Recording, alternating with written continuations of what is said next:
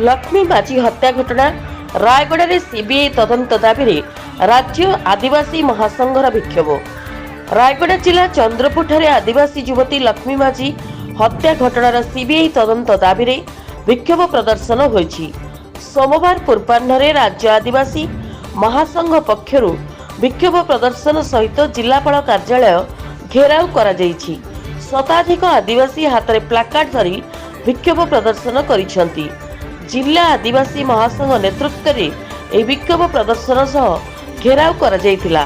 स्वर्गत लक्ष्मी माझी हत्या घटनार 2 मास अतिक्रम करथिले मध्य हत्याकारी को धरा जाई नाही।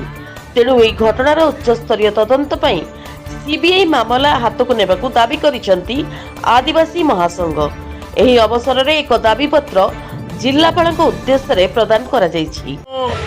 ए सरकार माँ को सम्मान गाँ को काम ए जो नाराटा देथिला आज जाए आमर भौणी जे कि स्वर्गत लक्ष्मी माझी न्याय 50 दिन बीती गला कौन से हत्याकारी को पुलिस सरकार धरी ना से आज आम जिला आदिवासी राज्य आदिवासी महासंघ तरफ आम आज स्मारकपत्र आम जिलापाल को देवाई आसीचु।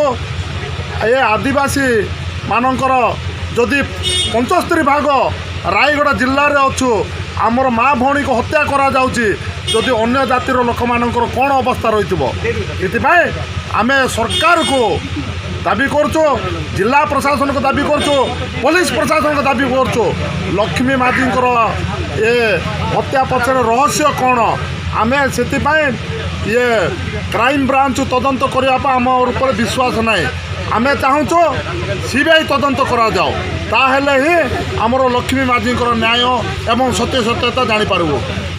Rayagada Prafulla Kumar Behera report, republic Odisha.